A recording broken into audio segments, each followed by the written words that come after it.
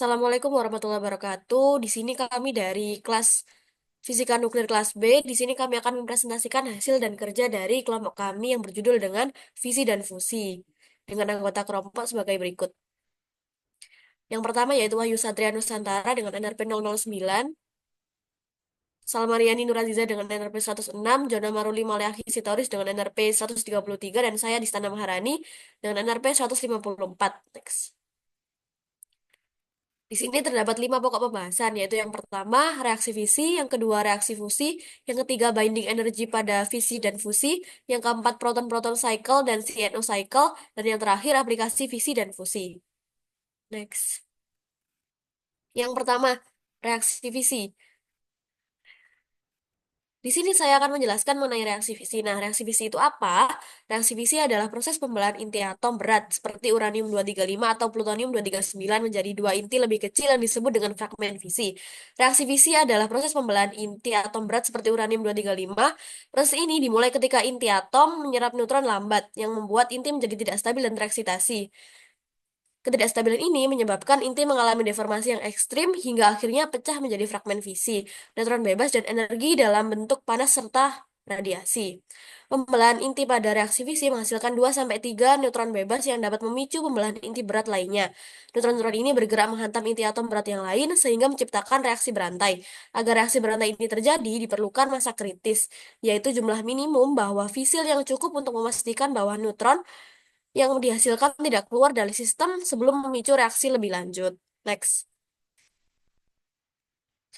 Nah, pada contoh reaksi fisi berikut terdapat uranium 235. Terdapat 3 proses, yaitu yang pertama, inisiasi. Pada proses inisiasi, uranium 235 menyerap neutron yang memicu ketidakstabilan dalam nukleusnya.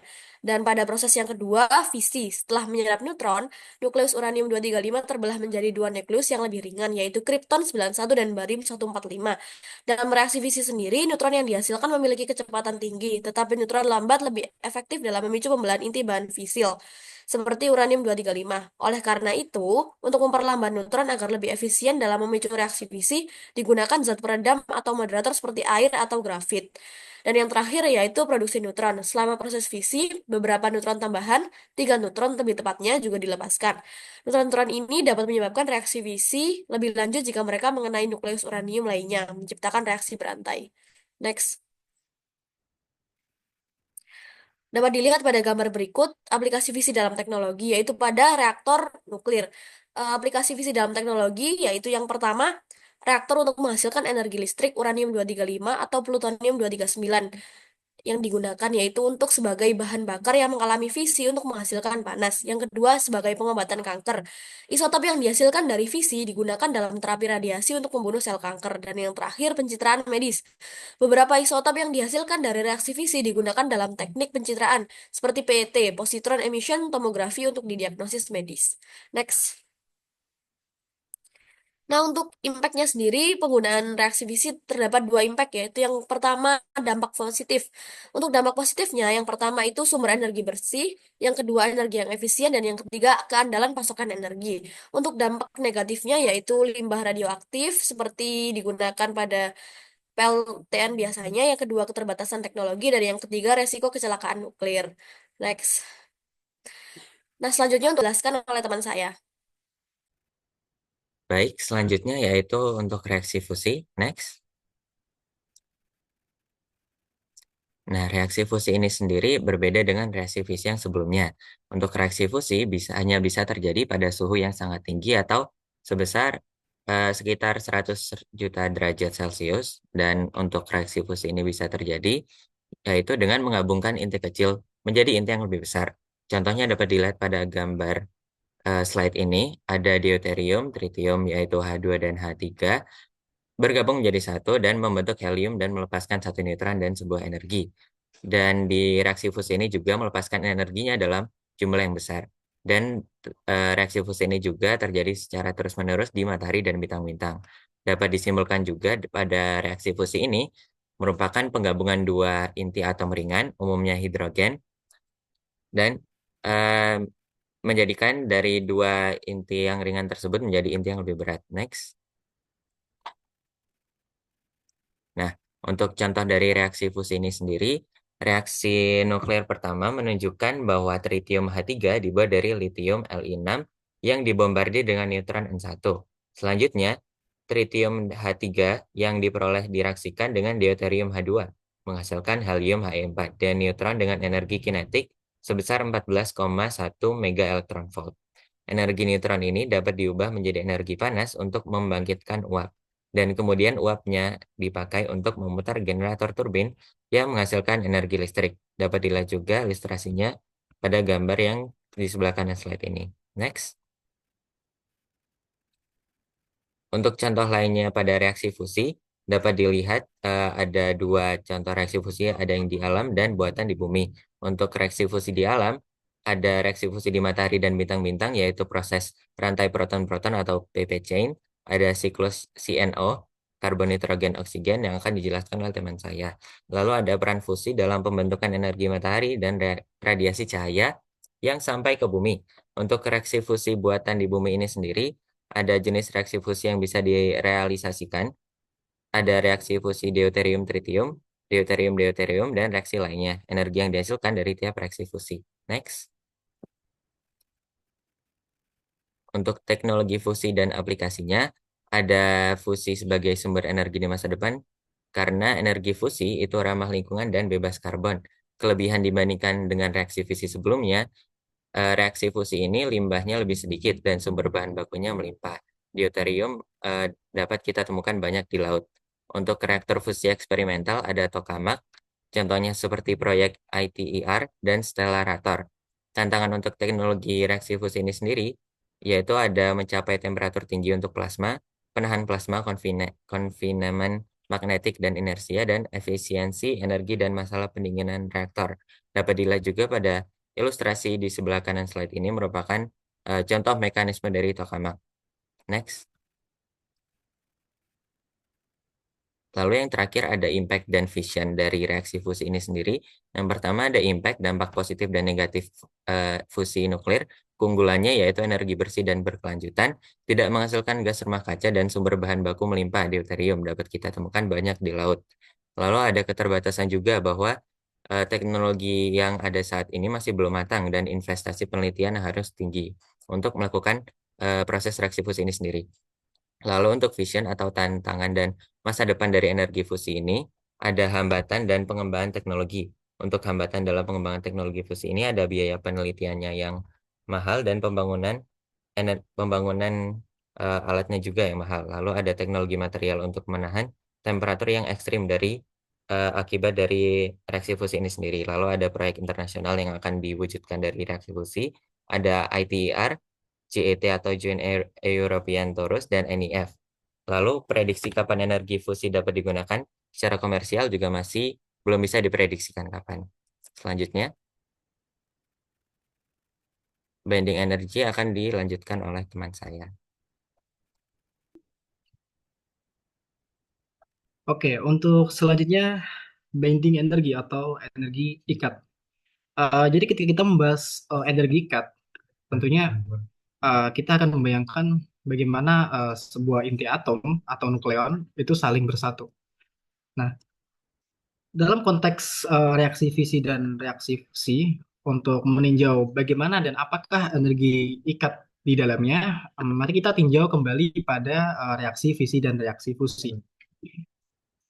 Pada reaksi fisi, eh, sebelumnya juga sudah dijelaskan oleh teman saya di mana reaksi fisi itu adalah ketika sebuah netron termal menembak sebuah inti dan kemudian inti itu akan menjadi sebuah inti yang baru di mana inti-inti itu akan mempunyai massa-massa yang lebih kecil. Nah, untuk reaksi fusi sendiri tadi sudah juga dijelaskan juga bahwa nanti akan ada sebuah hidrogen yang mempunyai massa ringan akan bersatu menjadi sebuah hidrogen dengan nukleon ataupun massa yang lebih besar. Nah, kedua proses itu membutuhkan yang namanya energi. Nah, di mana energi itu dia akan setara dengan energi ikat. Nah, sehingga energi ikat itu adalah energi yang diperlukan untuk memisah ataupun menyatukan semua nukleon, di mana nukleon itu adalah proton dan juga neutron dalam sebuah inti. Secara empirik, kita bisa mendefinisikan, kita bisa melihat bahwa dalam inti neutron sebelum dan setelah dia bereaksi, bertransformasi menjadi inti baru, dia mempunyai massa yang berbeda.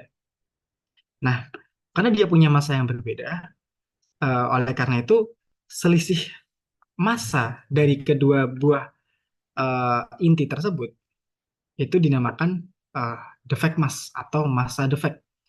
Di mana massa defect ini adalah massa selisih. Nah, defect mass dia akan menciptakan yang kita kenal sebagai bending energi atau energi ikat. Di mana energi ikat itu adalah selisih massa dari atom sebelum dan sesudah bertransformasi dikali dengan C kuadrat. Nah, untuk selanjutnya, kenapa kita harus mempelajari bending energi atau energi ikat ini? Nah, energi ikat ini memberikan kita sebuah wawasan, sebuah ide mengenai konsep stabilitas inti. Nah, apa itu konsep stabilitas inti? Jadi, di situ ketika energi ikat dari suatu unsur itu dia semakin tinggi, tentunya kestabilannya pun juga akan semakin tinggi juga. Nah, sehingga ketika eh, energi ikat dari inti atom itu dia semakin tinggi, maka energi akan dipancarkan. Nah, kenapa energi bisa dipancarkan? Akan saya lebih jelaskan lagi di slide selanjutnya. Nah, untuk memahami hal tersebut, kita perlu meninjau beberapa reaksi yang sudah kita bahas sebelumnya. Nah, di sini ada reaksi dari fusi. Nah, dalam reaksi fusi sudah disebutkan sebelumnya bahwa kita menggabungkan eh, hidrogen, isotop hidrogen, ya ini deuterium menjadi tritium yang mempunyai massa lebih besar.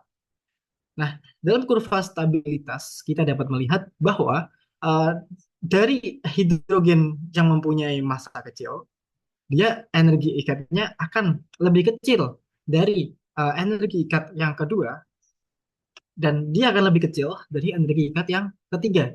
Nah, sehingga karena eh, inti atom itu bergerak menuju kestabilan, maka energi akan dirilis atau dikeluarkan. Sehingga dalam reaksi fusi dia akan mengeluarkan sebuah energi. Nah, pun juga pada reaksi fisi. Nah, pada reaksi fisi kita menggunakan inti atom yang lebih berat. Di sini kita menggunakan uranium U235. Yang mana uranium itu kita tembak dengan neutron thermal, setelahnya akan berpecah-pecah menjadi inti-inti atom yang lebih kecil, di mana di sini dalam kurva kestabilan, uranium dia akan bergerak menuju kurva kestabilan iron of mountain atau dia menuju kurva kestabilan maksimum, di mana di sini ditunjukkan pada grafik uh, binding energi dari ferrum. Nah, ketika energi ikat dari uranium ini dia meningkat, artinya dia menuju kestabilan, di mana karena dia menuju kestabilan akan menghasilkan energi. Nah, lantas bagaimana jika kita membalikkan reaksinya? Maksudnya dari energi ikat yang lebih besar kita eh, reaksikan sehingga punya energi ikat yang lebih kecil. Nah, jawabannya adalah tentu saja tidak akan menghasilkan energi. Nah, apa makna fisisnya? Makna fisisnya adalah baik reaksi fisi maupun reaksi fusi terjadi karena nukleon bergerak menuju konfigurasi energi potensial yang lebih rendah, yakni ketika inti yang lebih stabil. Dalam reaksi fisi, inti berat yang kurang efisien, dia akan pecah menjadi inti-inti yang lebih stabil. Nah, sementara dalam reaksi fusi itu adalah kebalikannya, di mana dua inti ringan dia akan bergabung membentuk inti yang lebih stabil. Nah, di mana ketika perubahan kestabilan itu dia akan menimbulkan kelebihan energi yang mana dilepaskan Dan pelepasan ini yang kita kenal sebagai energi yang dihasilkan, yang kita manfaatkan pada reaksi fisi dan reaksi fusi. Nah, selanjutnya tidak lengkap jika kita membahas mengenai bending energi tanpa kita membahas siklus-siklus dalam proses terjadinya energi ikat pada uh, reaksi fusi. Nah, di alam bebas terdapat dua reaksi untuk memicu terjadinya reaksi fusi. Nah, pada reaksi fusi nuklir eh, yang general itu terjadi pada bintang. Jadi bintang ini dia akan merilis energi, yang mana energinya itu dalam bentuk radiasi, radiasi elektromagnet ataupun radiasi-radiasi yang lain. Nah, sumber radiasinya atau energinya ini dia timbul dari reaksi fusi yang ada di dalam inti dari matahari. Nah, reaksi yang umum terjadi seperti yang sudah dijelaskan sebelumnya ada karbon hidrogen oksigen cycle dan yang kedua ada proton proton cycle. Nah, proton-proton cycle atau siklus proton-proton ini terjadi pada inti bintang yang dia itu mempunyai massa yang kecil, jari-jari yang kecil, atau disebut sebagai the little star, di mana bintang-bintang yang memiliki massa kecil dia diklasifikasikan jika massanya itu atau ukurannya itu dia lebih kecil daripada matahari. Nah, seperti namanya proton-proton cycle di sini akan terjadi siklus penambahan inti atom atau nukleon yang disebabkan oleh reaksi proton-proton. Yang pertama, di situ terdapat dua atom hidrogen yang dia saling bereaksi, dia bersatu, kemudian menghasilkan deuterium. Nah, karena di sini dari proton dia berubah menjadi neutron, otomatis dia mengalami beta positif, peluruhan beta positif, maka dia akan mengemisikan positron, neutrino, dan juga tentunya energi dalam bentuk sinar gamma. Nah, kemudian tak sampai di situ, deuterium yang sudah didapatkan dari reaksi sebelumnya, dia akan bereaksi lagi dengan hidrogen, sehingga menjadi helium. Nah, helium ini merupakan isotop alfa, ya, isotop alfanya. Uh, pun juga di reaksi-reaksi setelahnya. Jadi akan terjadi hal yang sama di mana hidrogen itu bereaksi menjadi hingga menghasilkan helium 3. Di mana helium 3 ini dia akan bereaksi sehingga dia akan menghasilkan helium 4. Nah, ini yang digunakan sebagai bahan bakar dari bintang. Di mana helium ini dia juga akan ditemani sama hidrogen-hidrogen. Nah, hidrogen-hidrogen yang ada di sini yang uh, bersamaan dengan helium 4 ini, dia akan menjadi bahan bakar lagi pada proton-proton cycle yang setelahnya. Jadi siklus ini akan terus berantai dan terus berulang sampai usia dari sebuah bintang itu dia mati. Sehingga net reaction-nya di situ dapat dilihat di bawah ini ada 4 hidrogen yang menghasilkan 4 helium bersamaan dengan mengemisikan 2 positron, 2 neutrino, dan juga energi tentunya. Nah, selanjutnya ada CNO cycle atau carbon nitrogen oksigen. Karbon nitrogen oksigen ini terjadi pada bintang dengan ukuran yang lebih besar dari ukuran matahari atau biasa kita sebut sebagai the giant stars. CNO ini dia berperan sebagai katalis. Tentunya kita bisa membayangkan ya teman-teman, ketika bintang itu dia ukurannya besar, otomatis kita membutuhkan sebuah katalis untuk mempercepat reaksi fusi yang ada di dalam inti bintang. Nah, mekanisme bagaimana? Mekanismenya CNO cycle dia dimulai dari karbon 12, kemudian dia bereaksi dengan hidrogen yang ada pada bintang, kemudian dia akan mengemisikan sinar gamma menjadi unsur dengan massa yang lebih berat dari C12, ya ini nitrogen 13. kemudian akan mengalami peluhan beta positif sehingga jadinya positron dan sinar gamma kemudian menjadi atom yang lebih berat daripada 12C ini 13C kemudian bertransformasi lagi karena adanya helium menjadi 14 N dan seterusnya sampai menciptakan atom-atom dengan uh, ukuran nomor atom yang lebih berat. Puncaknya sampai di 15 N.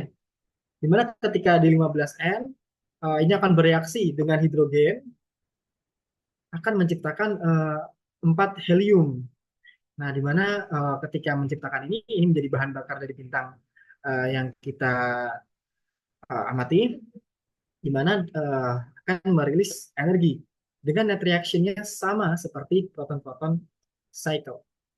Jadi kesimpulannya, uh, reaksi fusi pada di alam semesta ini tentunya mempunyai dua jenis yang berbeda, yaitu proton-proton cycle dan juga CNS cycle, di mana keduanya mempunyai kepentingan yang berbeda juga, di mana CNO itu dia adalah sebagai katalisator dari reaksi fusion pada inti bidang yang mempunyai massa lebih besar. Oke, untuk selanjutnya akan dijelaskan oleh teman saya.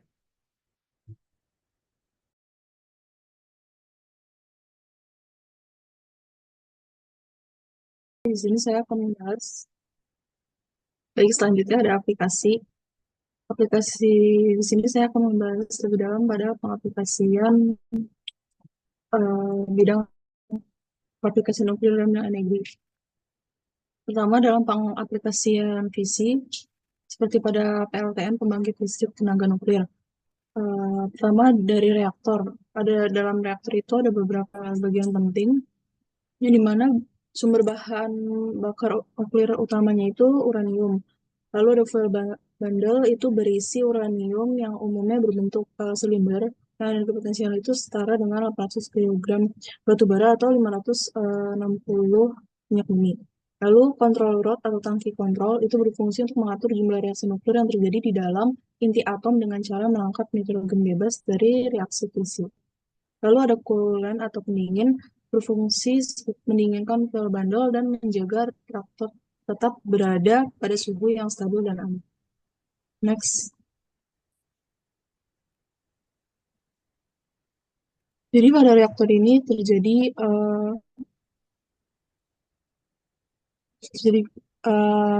reaktor fisi di mana neutron partikel yang terdapat pada inti atom menabrak uranium yang mengakibatkan uranium tersebut membelah menjadi dua inti atom yang lebih kecil dan melepaskan energi serta beberapa neutron thermal.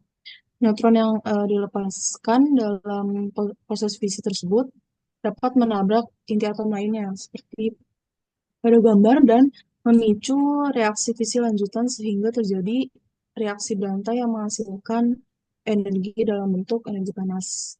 Lalu kemudian energi panas yang dihasilkan tersebut digunakan untuk memanaskan air sehingga air menjadi uap bertekanan tinggi. Kemudian uap bertekanan tinggi tersebut akan digunakan untuk memutarkan turbin.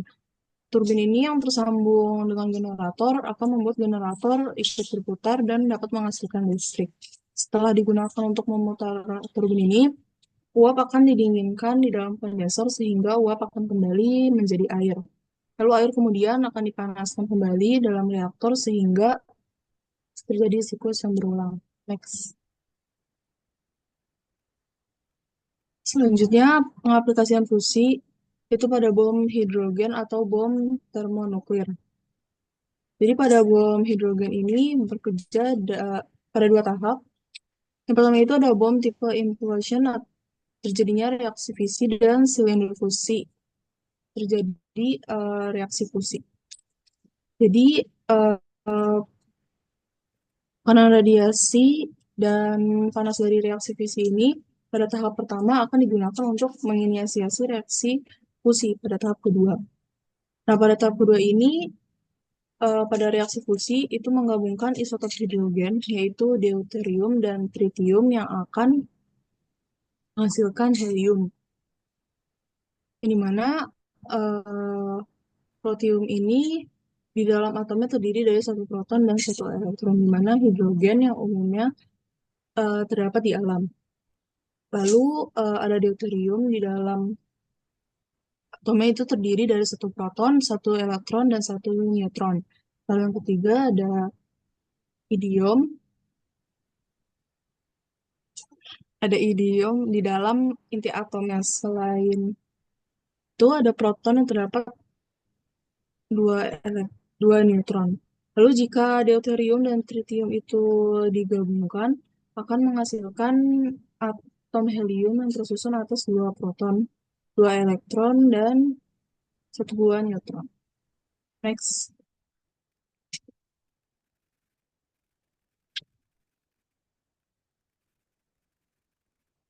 Jadi pada bola fisi itu dengan bahan utamanya itu uranium yang berbentuk bola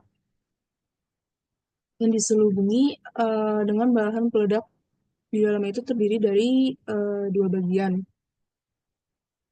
di mana masing-masing berbentuk setengah bola yang bertujuan untuk menjaga agar si uranium ini ingin apa tetap berada dalam kondisi massa substrikal, di mana eh, di dalam bola itu terdapat rongga.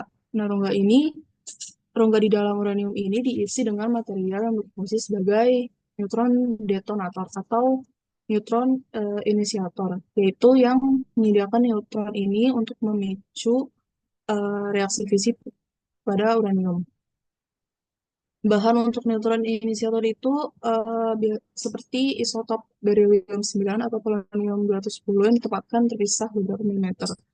Lalu saat disatukan oleh tekanan ledakan, mereka akan melepaskan neutron dalam jumlah besar.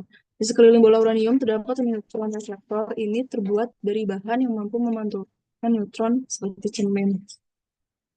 Bahan yang digunakan biasanya itu berupa berilium. Fungsi neutron reflektor ini untuk mencegah neutron agar tidak keluar saat proses peledakan di luar neutron reflektor.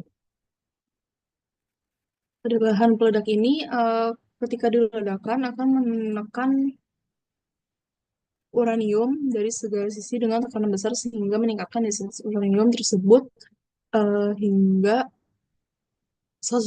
superkritikal antara bola uranium dengan neutron reflektornya.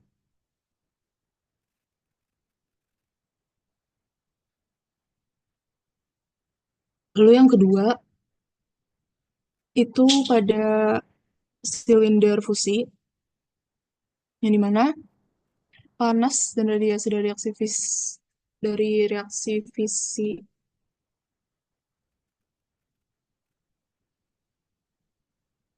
sebelumnya, coba slide sebelumnya, itu kan rongga di dalam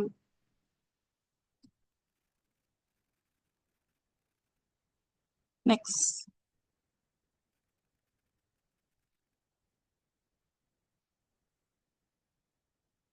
Nah, rongga di dalam uranium ini kan diisi dengan neutron detonator atau neutron inisiator yang memicu atau memulai reaksi fisi dengan uranium.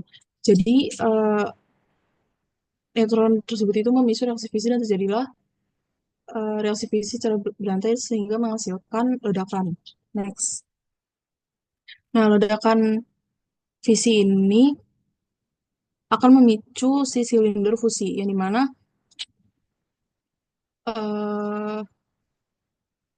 pada silinder fusi ini di dalamnya itu dibungkus dengan lapisan